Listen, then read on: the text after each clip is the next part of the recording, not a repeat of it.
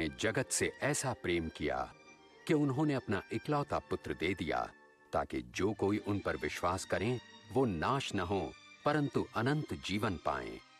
परमेश्वर ने अपने पुत्र को जगत पर दोष लगाने नहीं, परंतु इसलिए भेजा कि जगत उनके द्वारा उद्धार पाए। आज यीशु मसीह के 1 अरब से अधिक अनुयायी हैं। मसीही विश्वास का विनम्र प्रारंभ पवित्र शास्त्र बाइबल के 4 सुसमाचारों में मिलता है। यद्यपि अन्य सुसमाचारों में उन्हीं घटनाओं को उसी तरह या भिन्न रूप में लिखा गया है, परंतु यीशु मसीह की ये सत्य कथा पूर्ण रूप से लूका रचित सुसमाचार पर आधारित है। प्रिय थियोफिलस, मैं आपको क्रमानुसार उन सभी घटनाओं के बारे में लिख रहा हूं जो हमारे बीच घटी, ताकि आप हर बात के बारे में संपूर्ण सत्य को जान सकें।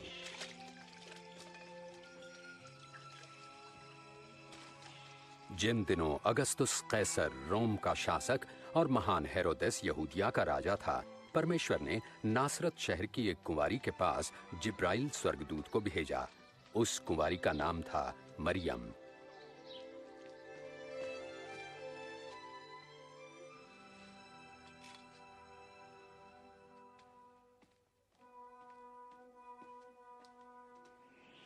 भयभीत न हो मरियम, आप पर परमेश्वर का अनुग्रह हुआ है। आप गर्भवती होंगी और एक पुत्र उत्पन्न होंगे और आप उनका नाम यीशु रखना। ये कैसे हो सकता है? मैं तो कुंवारी हूँ। पवित्र आत्मा आप पर उतरेगा, इस कारण वे पवित्र बालक परम प्रधान परमेश्वर के पुत्र कहलाएंगे तथा उनके राज्य का कभी अंत ना होगा।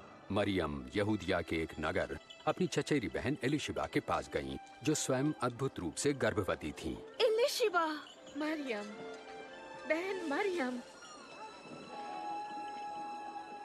तुम सब स्त्रियों में धन्य हो। धन्य है वो बालक जो तुम जनोगी, कि जैसे ही मैंने तुम्हारा प्रणाम सुना, बच्चा आनंद से मेरे गर्भ में उछल पड़ा।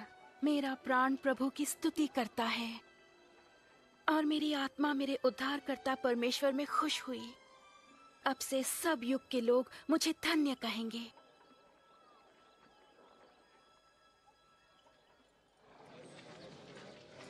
नासरत नगर के सब लोग सुनो कि कैसर अगस्तुस की आज्ञा से गलील और यहूदिया प्रांत के सभी निवासियों की गिनती होगी।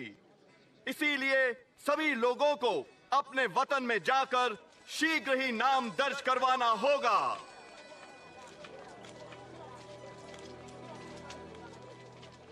और मरियम अपने मंगेतर यूसुफ के साथ नाम लिखाई के लिए यहूदिया के नगर बेतलहम गईं।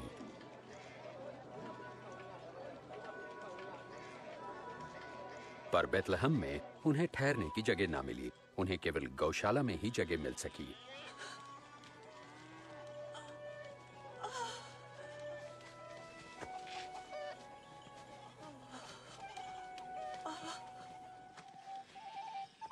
देश के उस भाग में कुछ चरवाहे रात के समय अपनी भेड़ों की देखभाल कर रहे थे। तभी परमेश्वर का स्वर्गदूत प्रकट हुआ और परमेश्वर के तेज ने उन्हें घेर लिया। आज के दिन दाऊद के नगर में तुम्हारे लिए एक उद्धारकर्ता जन्मे हैं, अर्थात मसीह प्रभु।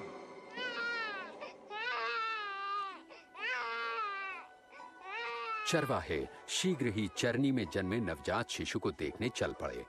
वे उन प्रथम लोगों में गिने गए जिन्होंने कुंवारी माता द्वारा उद्धारकर्ता के जन्म का सुसमाचार फैलाया।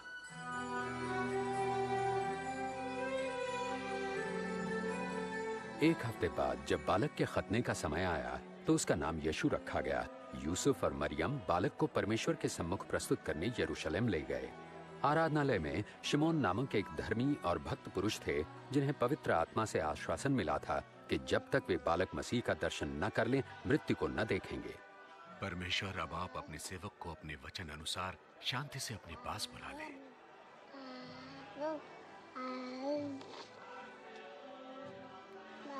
मेरी आंखों ने आज आपके उद्धार को देख लिया है। ये बालक परमेश्वर का चुना हुआ है। तुम दोनों को आशीष मिले।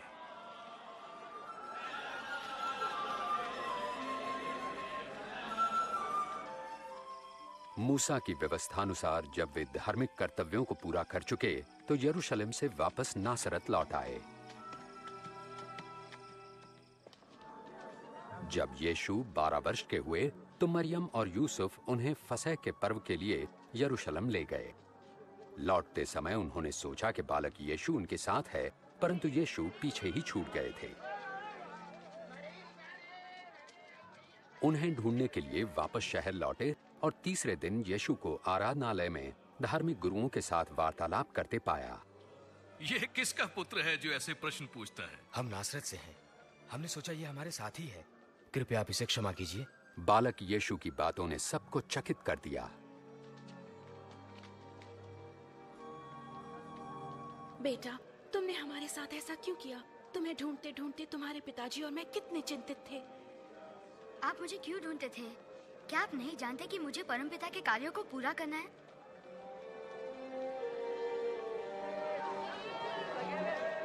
और यीशु उनके साथ नासरत लौटे और परमेश्वर एवं मनुष्य के अनुग्रह में बुद्धि और शरीर से बढ़ने लगे।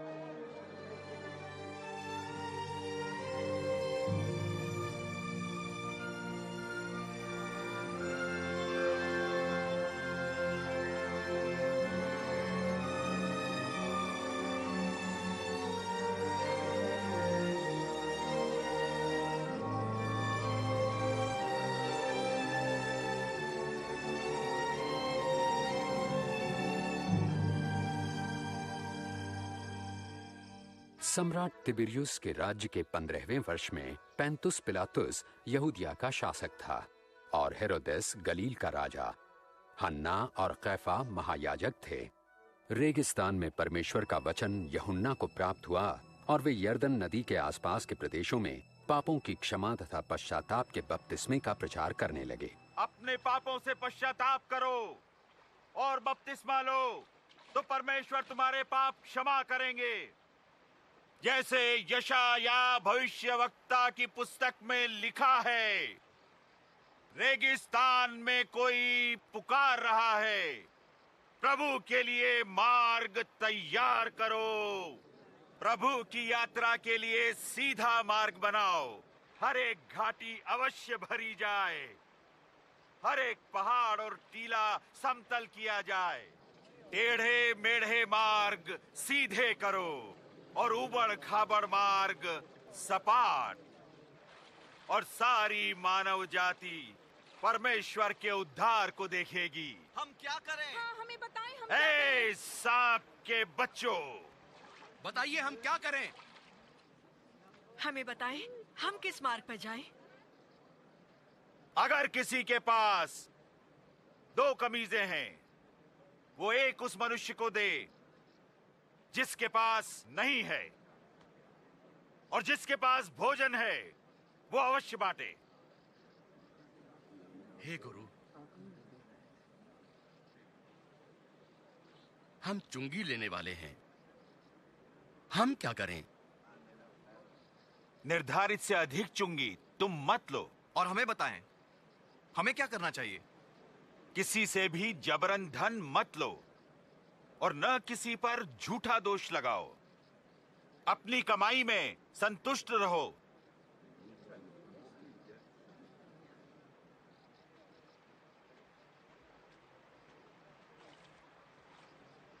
हमें बताएं, क्या आप मसीह हैं?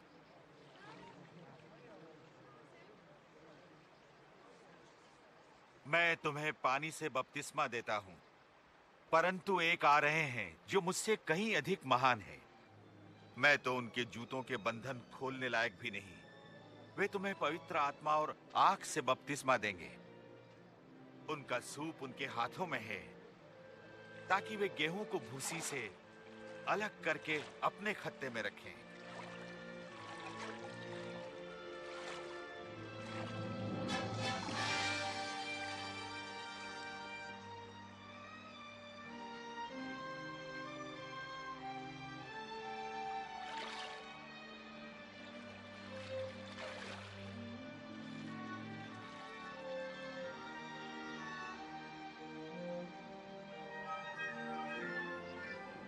और पवित्र आत्मा कबूतर के रूप में यीशु पर उतरा।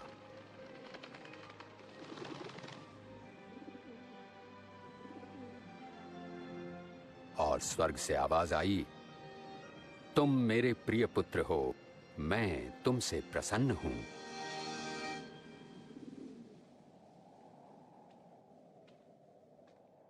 लगभग 30 वर्ष की आयु में यीशु ने अपनी सेवा आरंभ की। पवित्र आत्मा से परिपूर्ण यीशु यरदन से लौटे। आत्मा से प्रेरित वो 40 दिन तक बयाबान में रहे, जहां शैतान उनकी परीक्षा करता रहा। इस बीच उन्होंने कुछ नहीं